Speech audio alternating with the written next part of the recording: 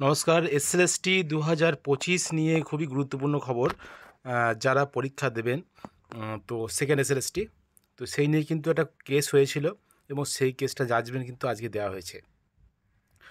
School service commission এসএসসির নতুন নিয়োগ প্রক্রিয়ার বিজ্ঞপ্তি সংক্রান্ত সব আবেদন খারিজ হয়ে গেল উচ্চ আদালতে, অর্থাৎ কলকাতা হাইকোর্টে।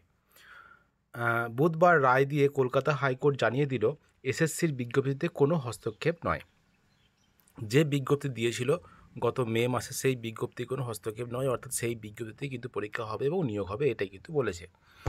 এসএসসি নতুন বিজ্ঞপ্তি নিয়ে হাইকোর্টে মামলা হয়েছিল। বুধবার দুপুর 2টো নাগাদ মামলার রায় ঘোষণা শুরু হয়, অর্থাৎ আজকে, বিচারপতি সৌমেন সেন এবং বিচারপতি স্মিতা দাসের ডিভিশন বেঞ্চে। তাতে এসএসসির বিজ্ঞপ্তি এবং বিধিকে চ্যালেঞ্জ করে যেসব আবেদন ডিভিশন বেঞ্চে করা হয়েছিল তার সবকটি খারিজ হয়ে গেছে। অর্থাৎ যে বিজ্ঞপ্তি, যে গেজেট প্রকাশিত হয়েছিল মে মাসে নতুন যে এসএলএসটি পরীক্ষা নিয়ে, এবং তার যে বিভিন্ন প্রক্রিয়া, সেগুলো নিয়ে সমস্ত বিধিকে কিন্তু চ্যালেঞ্জ করা হয়েছিল, বিজ্ঞপ্তিকে এবং গেজেটকে। তো সেটা কিন্তু সবই খারিজ হয়ে গেছে। সোমবার ডিভিশন বেঞ্চে এই বিজ্ঞপ্তি সংক্রান্ত মামলার শুনানি শেষ হয়েছিল। রাজ্যের হয়ে সওয়াল করেন অ্যাডভোকেট জেনারেল এজি কিশোর দত্ত, এবং এসএসসির তরফে ছিলেন আইনজীবী কল্যাণ বন্দ্যোপাধ্যায়। বঞ্চিত চাকরি প্রার্থীদের আইনজীবী হিসেবে ছিলেন অনিন্দ মিত্র এবং বিকাশ রঞ্জন ভট্টাচার্য। সওয়াল করতে গিয়ে এজি দত্ত যুক্তি দেন, 2016 সালের পর 2019 সালে নিয়োগবিধি তৈরি করা হয়েছিল। এখনকার দত্ত যুক্তি দেন যে 2016 সালের পর 2019 সালে নিয়োগবিধি তৈরি করা হয়েছিল। এখনকার নিয়োগবিধিটি 2025 সালের। এজি বলেন, 26,000 চাকরি বাতিলের রায় 2019 সালের নিয়োগবিধির পরে এসেছিল। তখন সেই বিধিকে কেউ চ্যালেঞ্জ করেনি, ফলে কেউ এসএসসির নিয়োগবিধিকে চ্যালেঞ্জ করতে পারে না। এসএসসির নির্ধারিত মূল্যায়ন বিধি প্রসঙ্গে তিনি আরও বলেন, কোনো নিয়োগ প্রক্রিয়ায় প্রার্থীদের যোগ্যতামান কী হবে তা নিয়োগকারী নির্ধারণ করে, ফলে কী কী যোগ্যতা থাকা প্রার্থীদের আবেদন গ্রহণ করা হবে সেই সিদ্ধান্ত নিতে পারে এসএসসি। যে কোনো চাকরিতে অভিজ্ঞতাকে প্রাধান্য দেওয়া হয়, এক্ষেত্রেও তাই শিক্ষকতার অভিজ্ঞতাকে গুরুত্ব দেওয়া হয়েছে। অন্যদিকে কল্যাণ বলেন যে কিভাবে কমিশনের আইনকে চ্যালেঞ্জ করা যায়। হাইকোর্টের ডিভিশন বেঞ্চ শুধু বলেছে যে নিয়োগ প্রক্রিয়া শুরু করতে হবে, কোন বিধি মেনে করতে হবে তা কিন্তু বলেনি। কোথায় বলা আছে 2016 সালে বিধি মেনেই নিয়োগ করতে হবে, এটা কিন্তু বলেছেন। যে এসএসসির তরফে আরও যুক্তি দেওয়া হয়, 2016 সালের বিধি মেনে বয়সে ছাড় দেওয়া কার্যত সম্ভব ছিল না।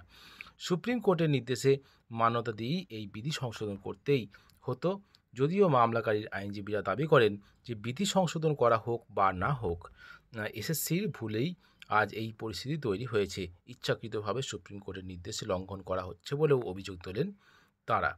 মামলাকারীদের তরফে অনিন্দ বলেন যে সুপ্রিম কোর্ট কোথাও বলে দেয়নি যে নতুন নিয়োগ শুরু হলে যোগ্যতামান বদল হতে পারে, এটা কিন্তু বলেনি। এবং সুপ্রিম কোর্ট কোথাও বলে দেয়নি নতুন নিয়োগ শুরু হলে যোগ্যতামান বদল করতে পারবে এসএসসি। প্রসঙ্গত 26,000 চাকরি বাতিলের পর সুপ্রিম কোর্টের নির্দেশ মতো 2016 সালে চাকরিহারাদের নিয়োগ পরীক্ষায় নতুন বিধি প্রকাশ করেছিল এসএসসি। নতুন পরীক্ষা বিধিতে নানা বদলও আনা হয়েছিল, তা নেই কিন্তু মামলা হয় হাইকোর্টে, যেটা অভিজ্ঞতার জন্য যে নাম্বার, এই সমস্ত নিয়ে কিন্তু মামলা হয়েছিল। এবং মামলাকারীদের দাবি ছিল 2016 সালের নিয়োগ প্রক্রিয়ার বিধি 2016 সালের মতোই করতে হবে। উল্লেখ্য যে নয়া বিধিতে বলা হয়েছিল এবার 60 নম্বরের লিখিত পরীক্ষা নেওয়া হবে, আগে যা ছিল 55 নম্বরের।